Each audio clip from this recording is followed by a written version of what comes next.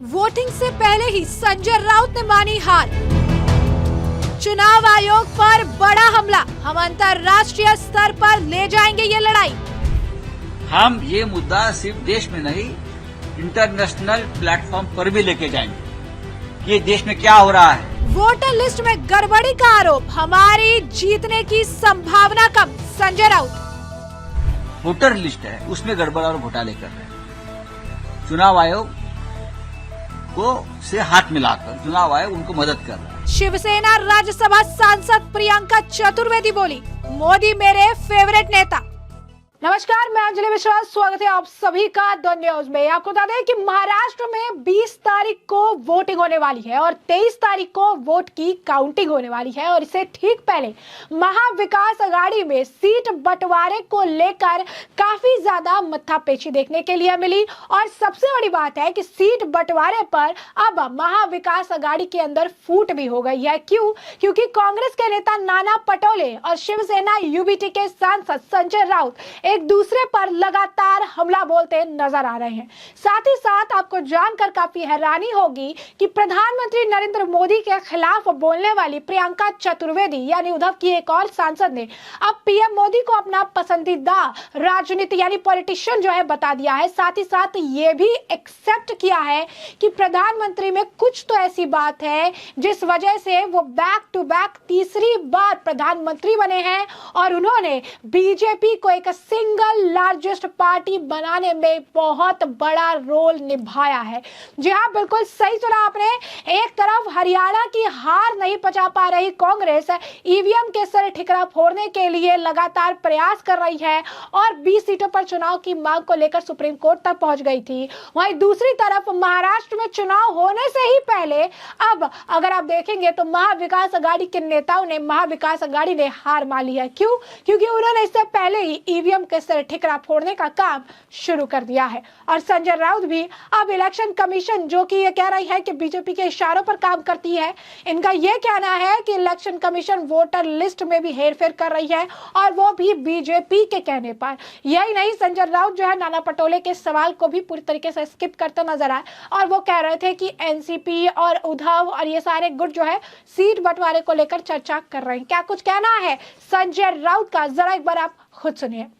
Voter list में गड़बड़ी हो रही है महाराष्ट्र में, झारखंड में, हरियाणा में कोशिश की, लेकिन महाराष्ट्र की बात ऐसी है, भारतीय जनता पार्टी और उनके जो चेले चपाटे हैं, चोर लफंगे, उनके साथ वो चुनाव हारने जा रहे हैं। किसी भी हालत में जीत नहीं पा रहे। लोकसभा में ये लोग हार गए हैं, हमने हराया उनको, बहुत कोशिश की, लेकिन विधानसभा में ये लोग हार रहे हैं। तो क्या कर रहे हैं अभी मालूम है आपको?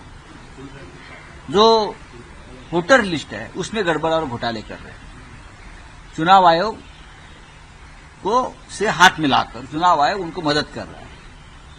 हर विधानसभा क्षेत्र में जहां बीजेपी लड़ने जा रही है, लगभग 150 विधानसभा क्षेत्र है जहां बीजेपी लड़ेगी, वहां वो ढूंढ रहे हैं ऐसे वोटर्स को जिसने लोकसभा में महाविकास आघाड़ी को वोटिंग किया है, मतदान किया है।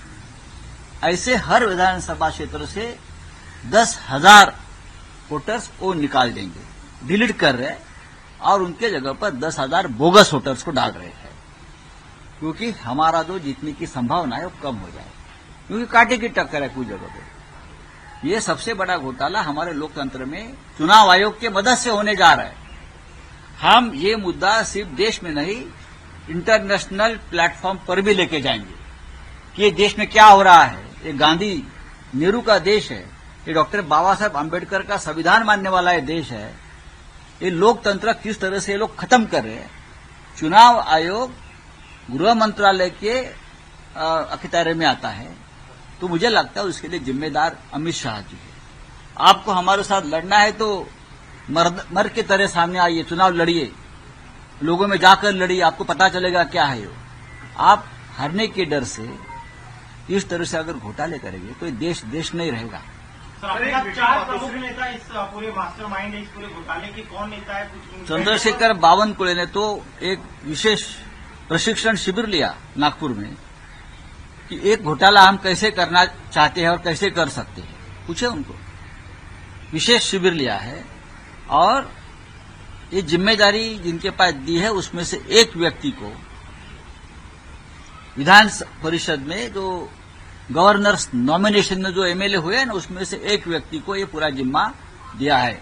उसमें से उसने शिंदे गढ़ को और अजित पवार को नहीं लिया है, सिर्फ बीजेपी के ही मतदार संघ जो है, चुनाव क्षेत्र है, उसमें ऐसा हो रहा है। उसका मतलब है शिंदे को भी ये अब हराने वाले हैं और अजित पवार को भी हराएंगे। तो बावन में लेकिन आरोप लगा रहे कि आप लोग हारने के डर से नया शगुफा छोड़ रहे हैं। बावनकुळे से हमको ये बात सीखने की जरूरत नहीं है। बावनकुळे जी, आप कभी भी सही तरीके से चुनाव नहीं लड़े और नहीं जीते हैं। मैं आपको ये बताना चाहता हूं, आपने जो घोटाले शुरू किए हैं उसका पोल खोल हुआ है, अभी आपको भागना पड़ेगा। राष्ट्रपति शासन लगा सकते हैं, ऐसा आपने देखिए, में लिखा है। 20 तारीख को चुनाव होगा महाराष्ट्र में, 20 तारीख को चुनाव, 23 तारीख को होगा काउंटिंग और 26 तारीख तक हमको सरकार बनाने की मुदत दी है। 26 को सरकार बनानी पड़ेगी। 23 को अगर काउंटिंग होता है तो 24 तक काउंटिंग चलता है। ये महाराष्ट्र बहुत बड़ा स्टेट है, दुर्गम भाग है, एक 2 दिन लगता है मुंबई में पहुंचने के लिए। तो एमएलए दो दिन से यहां कैसे पहुंचेंगे, सरकार कैसे बनाएंगे? ये आघाड़ी का सरकार बनने वाला है, तो किसी भी हालत में लोगों को एक साथ नहीं आना है और सरकार बनाने का या विधिमंडल का नेता चुनने का जो एक समय लगता है वो भी हमें नहीं दे रहे। फिर राज्यपाल के पास जाना है गठबंधन बनाकर, तो उससे पहले राष्ट्रपति शासन लगा दो, क्योंकि ये लोग सरकार नहीं बना सकते। 6 महीने के लिए राष्ट्रपति शासन अमित शाह लगाएंगे। ये पूरा खेल चल रहा है महाराष्ट्र में चुनाव होने के बाद भी राष्ट्रपति शासन लगाने का। लेकिन अमित शाह जी, मैं आपको बताता हूं, हम ये होने नहीं देंगे। तो जैसा कि आपने संजय राउत को सुना, नाना पटोले वाले सवाल पर वो सीधी तरीके से जो है, अगर आप कहेंगे कि किनारा जो है काटते नजर आए, और यहाँ पर उन्होंने कहा कि सीट बंटवारे पर चर्चा जो है चल रही है, सीट बंटवारे को लेकर चीजें जो है देखने के लिए आने वाले समय में पड़ेगी। तो वही उसी के साथ उन्होंने वोटर लिस्ट में घपला करने की बात कही और ये कहा कि किस तरीके से वोटर लिस्ट जो है खराब की जा रही है। वही उन्होंने बावनकुळे पर भी अपना, अगर आप कहेंगे कि भड़ास जो है वो निकालते नजर आए, क्योंकि बावनकुळे ने ये बात कही थी कि वो वक्त भी क्या वक्त था जब मातोश्री में सीट बंटवारे को लेकर चर्चा होती थी, और आज उद्धव ठाकरे कटोरा लेकर दिल्ली और अलग अलग जगहों पर भागते नजर आ रही है। और कहीं ना कहीं संजय राउत इस मामले को लेकर भी बयान देते नजर आए। बता दें कि नाना पटोले ने एक प्रेस कॉन्फ्रेंस के दौरान संजय राउत पर तीखा प्रहार किया था और ये कहा था कि उद्धव ठाकरे को अगर संजय राउत कंट्रोल करते हैं तो ये उनका प्रॉब्लम है, हमारा प्रॉब्लम नहीं है। हमारा लीडर राहुल गांधी है और खड़गे जी है, और हम उन्हें जो है जाकर चीजें बताते हैं या उनसे परमिशन लेते हैं, उनके ऑर्डर पे काम करते हैं। लेकिन यहाँ पर संजय राउत क्या करते हैं क्या नहीं करते हैं ये उनकी प्रॉब्लम है, हमारी उससे कोई दिक्कत नहीं है, और हम उस पर किसी तरीके की, खासकर संजय राउत के बयान पर किसी तरीके की टिप्पणी नहीं करना चाहते।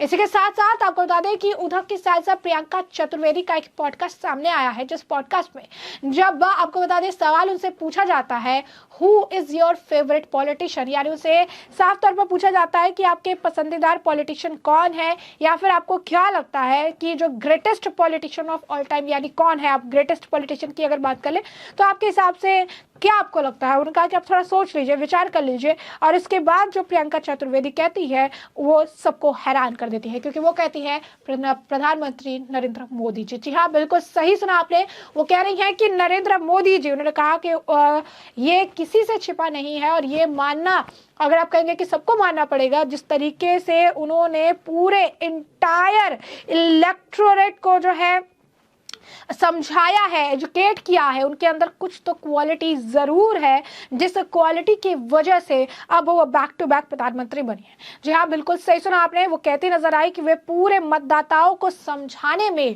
कामयाब रहे हैं। उनमें कुछ तो खूबी होगी जो युवाओं और महिलाओं से जुड़ रही है। ठीक है, भाजपा को बहुमत नहीं मिला, लेकिन फिर भी वो लगातार तीसरी बार भारत के प्रधानमंत्री है। प्रियंका चतुर्वेदी यही नहीं रुकी, उन्होंने आगे ये भी कहा कि उन्हें मेजॉरिटी क्यों नहीं मिली, इस पे काफी लंबी चर्चा हो सकती है, लेकिन ये बात जो है ये समझने वाली है कि प्रधानमंत्री नरेंद्र मोदी ने एक बहुत ही अहम रोल निभाया है बीजेपी को single largest party in the world बनाने में।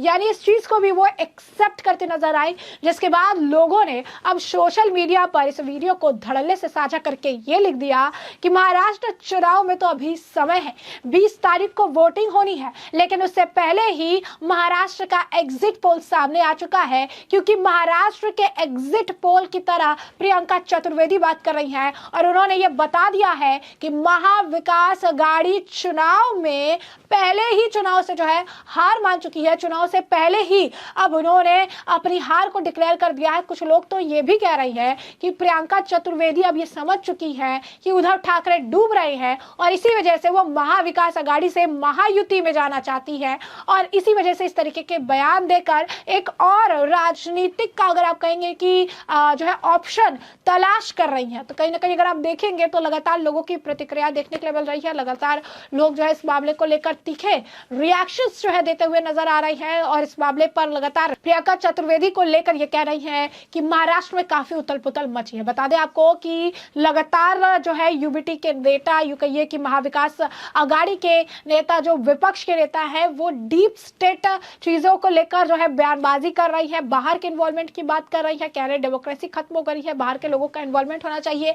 जॉर्ज सोरस गैंग जो है इस वक्त काफी ज्यादा एक्टिव नजर आ रहा है, खासकर हरियाणा चुनाव के बाद सोरस गैंग जो है वो काफी एक्टिवली काम कर रहा है और ये कह रहा है कि ईवीएम खराब है। यानी लोगों के अंदर डेमोक्रेटिक कंसेप्ट को धूमिल करने के लिए डेमोक्रेटिक अगर आप कहेंगे कि शब्द है, अब उस पर ये खुद प्रहार करते नजर आ रही है और ईवीएम को लेकर, इलेक्शन कमीशन को लेकर गलत इंफॉर्मेशन फैला रही है। लोगों के अंदर जो है अगर आप कहेंगे कि एक तरह से उनके दिमाग में चीजें डाली जा रही है कि ईवीएम गलत तरीके से काम कर रही है, इलेक्शन कमीशन जो किसी के इशारे पर काम कर रही है और इसी की वजह से ये कहा जा रहा है कि सोरस गैंग एक्टिवली काम कर रहा है ताकि अब हर चुनाव में जो इन्वॉल्वमेंट देखने के लिए मिलती है, अब ऐसे में विधानसभा चुनाव में भी सोरस गैंग की इन्वॉल्वमेंट देखने के लिए मिले और इसे वो अस्थिर करने का प्रयास करते नजर आए।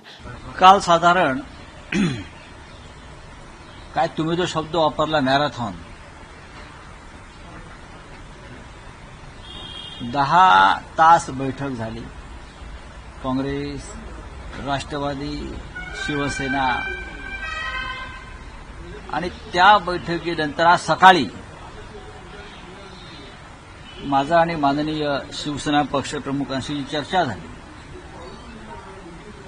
त्यानंतर आज आम्ही 12:30 वाजता मातोश्रीवर शिवसेना नेत्यांची एक तातडीची बैठक बोलवलेली आहे। आम्हाला काही निर्णय घ्यावे लागतील आणि आमच्या नेत्यांशी चर्चा करावी लागेल आणि आज 12:30 वाजता पक्षप्रमुखांनी एक तातडीची बैठक मातोश्रीवर बोलवलेली आहे। आम्ही सगळे आता मातोश्रीवर जाऊ, चर्चा करू आणि पुढल्या वाटचाली संदर्भात काय निर्णय घ्यायचा आहे तो आम्ही ठरवू। आम्हाला असं वाटतं की महाविकास आघाडीचा जो पाया आम्ही सगळ्यांनी रचलेला आहे तो टिकला पाहिजे आणि ती जबाबदारी सगळ्यांची आहे आणि सगळे कसोशीने प्रयत्न करतायत। आम्ही सगळे एकत्र असल्यामुळेच महाराष्ट्रात संविधान बचावचं जी मूवमेंट आहे। तो ऐसे में हमने आपको जो पूरा मामला है ये बड़ा विस्तार से बताया कि पूरा मामला क्या है। इस मामले पर अब आपकी जरा कमेंट सेक्शन में कमेंट करके जरूर से जरूर साझा करिएगा।